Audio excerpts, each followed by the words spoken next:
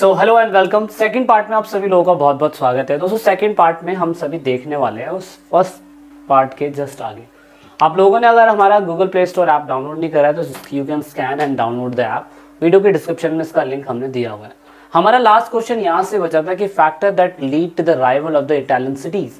मतलब हमने जानने की कोशिश ये करनी थी कि अगर रेनेसां का टाइम पीरियड यानी कि ह्यूमैनिस्ट आइडिया जो था वो अगर कहीं ना कहीं इटली के अंदर शुरू हुआ तो इटली के अंदर शुरू होने के फैक्टर थे क्या। अब तो सबसे पहला रीजन बताया जाता है after the fall of Roman empire the western European was reconstruct by the feudal bonds and unified under the Latin church. सबसे इंपॉर्टेंट बात जो एनसीईआरटी आपको बताने की कोशिश करती है वो यही है, मतलब जैसे ही रोम साम्राज्य का पतन होता है, रोम के अंदर सारे के सारे राजा खत्म हो जाते हैं, उसके बाद पूरी तरीके से रोम जो है ना वो फ्यूडल सोसाइटी के चीज़ों के अंदर बंध जाता है। और उसके बाद वहाँ पर कह सकता हूँ मैं जो लैटिन चर्च है उनके अंडर में सारी की सारी चीज़ें हमें देखने को मिलती है। वो सबसे ज़्यादा इंपॉर्टेंट हमें देखने को मिलेगा।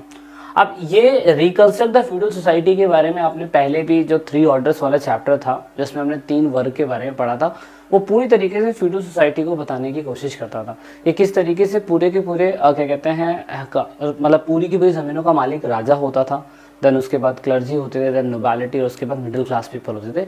तो ऐसा ही यहाँ पर भी हमें देखने को मिला कि रोमन साम्राज्य जैसे ही खत्म हुआ तो पूरी तरीके से फ्यूडल सोसाइटी लैटिन चर्च के अंडर कंट्रोल में आ गई थी। अब दूसरा यहाँ पे eastern Europe went under the rule of Byzantine empire. और जो जितना हमें ईस्टर्न यूरोप देखने को मिलता है ये ईस्टर्न यूरोप का पार्ट है, अगर आप देखने की कोशिश करें वो बाइजेंटाइन एम्पायर के अंडर में जा चुका था।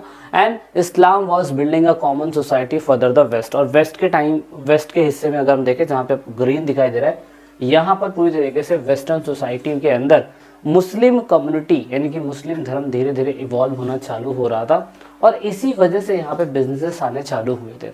तो 12वीं शताब्दी के अंदर अगर हम देखें तो मंगोलों का रूड कॉज क्योंकि वो कहीं ना कहीं मैं कह सकता हूँ मंगोलिया जो थे चाइना से व्यापार करते थे और मंगोलियों का पूरी तरीके से आक्रमण यहाँ पे ईस्ट यूरोप के पार्ट तक भी हो चुका था। इसीलिए ट्रेड जो है सिल्क रूट के थ्रू बढ़ने लग गया था 12वीं शताब्दी के अंदर और इसी वजह से इटली के अंदर बहुत सारे रिच मर्चेंट पैदा होने चालू हो गए थे और इटली एक तरीके से जीता जागता शहर बनने लग गया था बिजनेस के मामले में।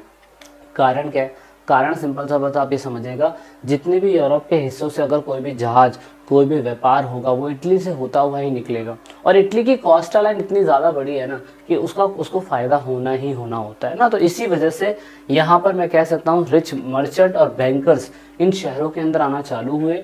इन लोगों ने कायदे कानून और बिजनेस के नियम बनाने चालू करे और उसके बाद इनको बहुत बड़े लेवल पर पूरी तरीके से प्रॉफिट होने लग गया।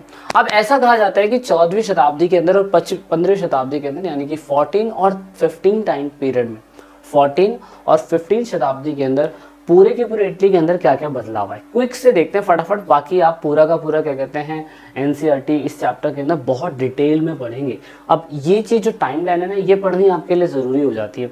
कारण ये कि बच्चे एनसीईआरटी को पढ़ते तो पर इन चीज़ों के ऊपर फोकस नहीं करते हैं, तो मैं चाहता हूँ आप इन पे फोकस ज़रूर करिए। पहला अब देखिए हमने ये वीडियो की शुरुआत में ही बताने की कोशिश करी थी कि 5th सेंचुरी से लेकर 15th सेंचुरी के बीच में हिस्टोरियंस के अलग अलग मतभेद थे।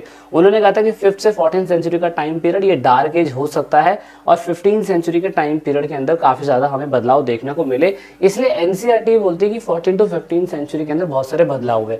जैसे 13th सेंचुरी के अंदर बहुत सारे मानवतावाद सब्जेक्ट पढ़ाए जाने लगे और इनके कॉलेजेस बनने चालू हुए।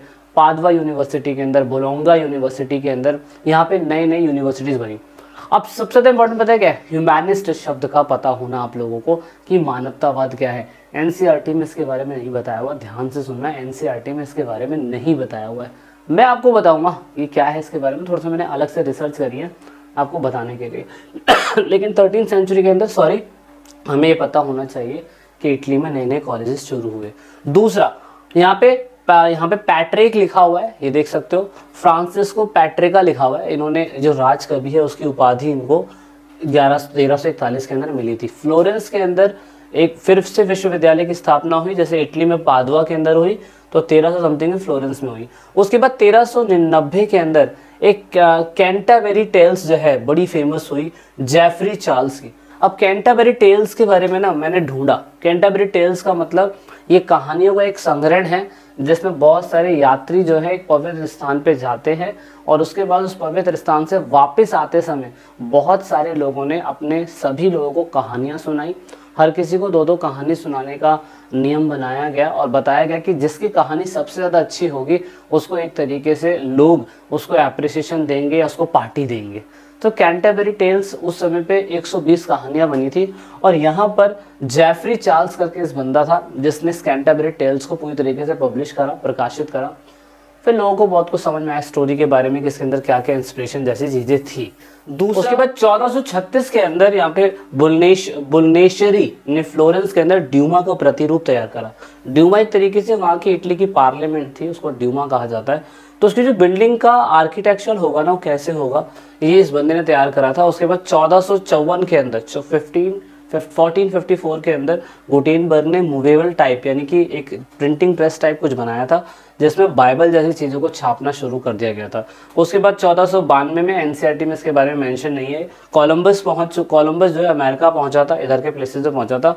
उसके बाद 1400 कोलंबस अमेरिका पहुंच गया था। देन उसके बाद आप देख सकते हो लियोनार्डो, ये नीचे आना चाहता है एरो, लियोनार्डो ने द लास्ट सफर पेंटिंग बनाई थी। और उसके बाद 1512 के अंदर माइकल एंजेलो ने सिटीन चैपल की छत पर चित्र बनाए थे। ये विश्वविद्यालय चित्र के बारे में यहीं पे दिखा रखा है, ये चित्र बनाए थे और वो अमर हो गए थे। मतलब यहाँ पर जो एनसीईआरटी के अंदर है ना ये सारे टॉपिक कवर हुए हैं, लेकिन ये थॉरली आपको बताने के लिए था कि क्या क्या चीजें हमें पढ़नी थी और क्या क्या चीजें हमें समझनी थी। अब मैं आपको एक एक करके टॉपिक समझाता हूँ जिससे आपको बिल्कुल और क्लियर होता चला जाएगा कि क्या क्या चेंजेस हुए। सबसे पहली बात तो आपको समझना पड़ेगा कि जो यूनिवर्सिटीज़ है, जो पादवा के अंदर बनाया गया, फ्लोरेंस के अंदर बनाया गया, उसके बाद वेनिस के अंदर यूनिवर्सिटीज़ बनाने की शुरुआत करी गई। तो इन यूनिवर्सिटीज़ का किस तरीके से रोल है ह्यूमनिज्म को फैलाने का, मानवतावाद फैलाने का, इनकी क्या भूमिका है, मानवता बोल लीजिए या मानवतावाद बोल लीजिए। तो बोलोंगना वो इटली के अंदर एक प्लेस है, वहाँ पे लीगल स्टडी जो है उसकी वैल्यू को समझा गया। प्रैक्टिकल और इंस्टीट्यूशन जो लॉ और राइट्स के ऊपर बात करेंगे, लीगलिटीज के ऊपर बात करेंगे, वैसी संस्थान जो है पहली बार पूरी तरीके से बोलोंगना के अंदर इटली के अंदर बनाने की शुरुआत करी गई। यहाँ पर अगर आप देखो तो यहाँ पे फ्रांसवा पैट्रिक जो है उन्होंने पूरी तरीके से परिवर्तन का प्रतिनिधित्व किया और प्राचीन लेखकों का के गहन पढ़ने में महत्वता में बल दिया। कहने का मतलब सिंपल सा ये था, इस बंदे ने पता क्या करा, इस बंदे ने पूरी तरीके से फोकस ये करा कि क्योंकि इन्हें राजकवि की उपाधि दी गई थी, इन्होंने कहा कि अगर हमें सब्जेक्ट्स को पढ़ने की शुरुआत करनी है तो हमें कहीं ना कहीं ह्यूमनिज्म को पढ़ने की जरूरत है। और ह्यूमनिज्म को पढ़ने का मतलब सिंपल शब्दों में ये होता है कि मानवतावाद। जब कोई भी व्यक्ति, ध्यान से सुनना, बहुत इंपॉर्टेंट चीज बताने जा रहा हूं मैं, जब कोई भी व्यक्ति किसी भी सब्जेक्ट पे काम कर रहा है और उसका इम्पैक्ट सिर्फ उसके ऊपर ना पड़े, समाज के सारे वर्गों पे इफेक्ट पड़े, उसे ह्यूमनिज्म कहा जाता है, उसको मानवतावाद कहा जाता है। इटली के अंदर जितने भी हमें रेनेसां पीपल मिले, जितने भी हमें परिवर्तित काल के लोग मिले, जिनका ऐसा कहा जाता है कि पुनर्जन्म हुआ, उन लोगों ने जो भी कुछ काम करा उनका इम्पैक्ट सिर्फ उनकी ही लाइफ पे नहीं पड़ा, समाज के सभी वर्गों पे पड़ा। That is why humanism subject, humanist subject बहुत ज़्यादा इंपॉर्टेंट समझा गया। मानवतावाद लोग पूरी तरीके से इन यूनिवर्सिटीज़ के अंदर से पढ़ के या आसपास के हिस्सों से पढ़ के ही निकले, जिन्होंने इटली नहीं बल्कि यूरोप के सारी कंट्री में इसका इम्पैक्ट डाला और समाज में बहुत असर हमें देखने को मिला। सिंपल शब्दों में हमें ये समझना है, जैसे कि क्योंकि ये राजकवि थे इसीलिए इन्होंने बताया कि हमें जो पिछले पास्ट के टाइम पीरियड पे जो लेखक थे उनको पढ़ने की ज़रूरत है, उनको समझने की ज़रूरत है। इसी वजह से अब क्योंकि मैंने क्या कहा कि 15वीं सेंचुरी के अंदर जो टीचर्स थे, जो ग्रामर, उसके बाद रिदमिक, पोएट्स, हिस्ट्री, फिलॉसफी, ये जो भी पढ़ाते थे ना उनको हम ह्यूमैनिस्ट पीपल बोलते थे। ओके, ह्यूमैनिस्ट पीपल बोलते हैं। मैंने 15वीं सेंचुरी का एक एग्जाम्पल लिखा है। लैटिन शब्द के अंदर इसको ह्यूमैनिटा कहते हैं, ह्यूमैनिटा, और ह्यूमैनिटी से शब्द इसी से बना था। और उसके बाद कई साल पहले इसको असल में क्या कहते हैं, संस्कृत शब्द से ही लिया गया था। याद रखना, इसका मेन मकसद यही है बताने का कि भैया कोई भी चीज़ का डिस्कशन हो, डिबेट हो और उसके हिसाब से कोई कंक्लूजन निकले तो ही वो ह्यूमैनिस्ट कहलाएगा। सिंपल शब्दों में शब्द मानवतावाद है, लैटिन शब्द ह्यूमैनिस्टिया से लिया गया है, जिसका अर्थ सिसरो ने पहली बार इस्तेमाल करा था इटली के अंदर, जिसका मतलब उदार शिक्षा है। इसका वैल्यू बस यही बताने की कोशिश करी गई है कि अगर हम किसी भी चीज़ की स्टडी करते हैं, पढ़ाई करते हैं, काम करते हैं, उसका इम्पैक्ट समाज के सभी हिस्सों पे होना चाहिए, सभी की मानवता के विकास के लिए होना चाहिए, सभी के ह्यूमन डेवलपमेंट के लिए होना चाहिए। दैट इज़ वैसे ह्यूमनिज्म कहा गया है। और ह्यूमनिज्म के ऊपर देखो, इस चैप्टर के अंदर आप जितने भी कैरेक्टर्स पढ़ेंगे, जितने भी लोग पढ़ेंगे, इन्होंने ऐसा काम करा जो समाज के सभी हिस्सों पे उसका इम्पैक्ट देखने को मिल रहा है। एग्जाम्पल के लिए जैसे मैंने बोलोंगरा यूनिवर्सिटीज़ के बारे में बताया, तो उसके अंदर जब यूनिवर्सिटीज़ बनी तो इसने ट्रेड और एजुकेशन के सेंटर्स को बहुत ज़्यादा बढ़ा दिया। उसके बाद यहाँ पर जीटो जो है, जीटो उन्होंने बताया कि जीटो ने और दांते अल्हारी ने बताया कि अगर हमें किसी भी शहर के बारे में जानना है तो हमें वहाँ के लोगों के बारे में जानना जरूरी है। अब दोस्तों यहाँ पे मानवतावाद के कुछ ऐसे एग्जांपल्स भी एनसीईआरटी के अंदर दिए हुए, जैसे कि जीटो है, दांते अल्हारी है। इन्होंने ये बताने की कोशिश करी कि अगर चाहे इटली की बात कर लीजिए, इंडिया की बात कर लीजिए, कहीं की बात कर लीजिए, अगर हमें वहाँ के लोगों के बारे में जानना है, वो शहर कैसा है, तो वहाँ के लोगों के बारे में जानकर ही पता चलता है। जैसे कि एग्जांपल के लिए मैं एग्जांपल दूँ तो इंडिया के बारे में, अगर इंडिया का कोई भी पर्सन बाहर जाता है तो सभी लोग उनको इम्पोर्टेंट इसलिए देते हैं क्योंकि भाई हमारा देश डेमोक्रेसी के अंदर बहुत बड़ा देश है ना, और हम लोग वेलकमिंग पीपल ज़्यादा माने जाते हैं। तो सेम ऐसा ही इटली के अंदर भी ऐसा ही प्रोसीजर हमें देखने को मिला कि जो भी कोई अगर अपने सिटीजन्स को डेवलप कर रहा है तो इट मीन्स दैट वो शहर बहुत अच्छा ही होगा, बहुत बढ़िया ही होगा।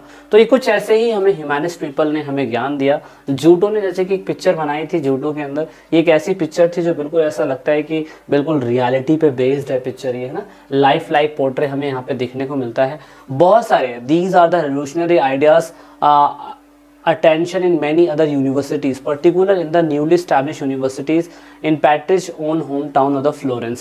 अब उस टाइम पीरियड पे आप कह सकते हैं कि जो उस टाइम पीरियड पे आपके राज कवि माने जाते हैं पूरे के पूरे इटली के, वहाँ पे जितने भी कॉलेजेस खुल रहे थे स्पेशली फॉर फ्लोरेंस के अंदर, वो पूरी तरीके से बताते हैं कि एक शहर जो है वो उसकी जनता के द्वारा ही जाना जाता है। जैसे कि यहाँ पे दांते अल्हारी ये रिलीजियस थीम के ऊपर फोकस करते थे, और उसके बाद ज्यूटो ये पेंटिंग बनाते थे, लाइफ लाइक पेंटिंग बनाने की कोशिश करते थे। एग्जाम्पल के लिए अगर आप यहाँ पे देखने की कोशिश करें तो ये सारे के सारे क्या है, ये सारे के सारे रेनेसां पीपल हैं। रेनेसां हम कह सकते हैं कि ऐसा कोई भी व्यक्ति जो बहुत सारे आर्ट के अंदर फेमस हो या मल्टी टैलेंटेड हो।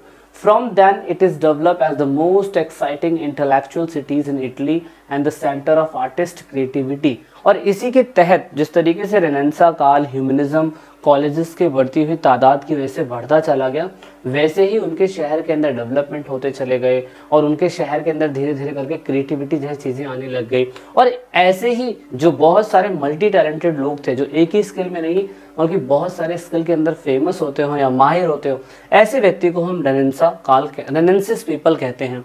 एग्जाम्पल के लिए फ्लोरेंस के अंदर भी एक व्यक्ति है जिन्होंने अपनी book orientation on the dignity of the man, इसके ऊपर इन्होंने लिखने की कोशिश करी है और इन्होंने यहाँ पे लिखा on the dignity of a man. ये एक बुक लिखी है इन्होंने, इनको हम क्या कहते हैं, इनको हम मिरांदोला यहाँ पे इनका नाम लिखा हुआ है, मिरांदोला। इन्होंने अपनी पुस्तक के अंदर एक डिबेट लिखा, इन्होंने इस डिबेट के ऊपर भी फोकस करा। इन्होंने बताया कि किस तरीके से एक व्यक्ति जो है उसका शरीर अलग है, दिमाग अलग है ना। उन्होंने मतलब एक अपनी खुद की ही आइडियोलॉजी के हिसाब से काम करा।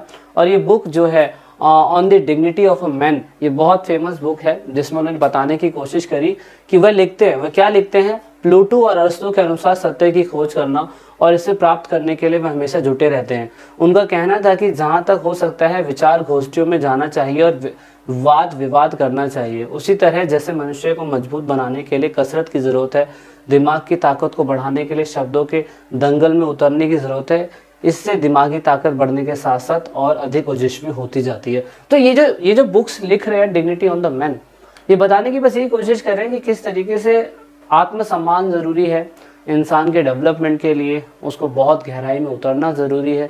अब ये बंदा अब उस टाइम पीरियड में चीज़ें क्यों लिखेगा, क्योंकि ये ह्यूमैनिस्ट पीपल है। ये बंदा पूरी तरीके से क्या कर रहा है, ये पूरी तरीके से कोशिश कर रहा है कि समाज के उन वर्गों के ऊपर फोकस करा जाए जो ऐसी स्थिति से जूझ रहे हैं। तो ह्यूमनिज्म पीपल वही होते हैं जो समाज के सभी वर्गों के लिए काम करने की कोशिश करते हैं। अब यहाँ पे मिरांदोला इन्होंने एक थीम और थॉट लिखा है, आप इसे पढ़ सकते हैं।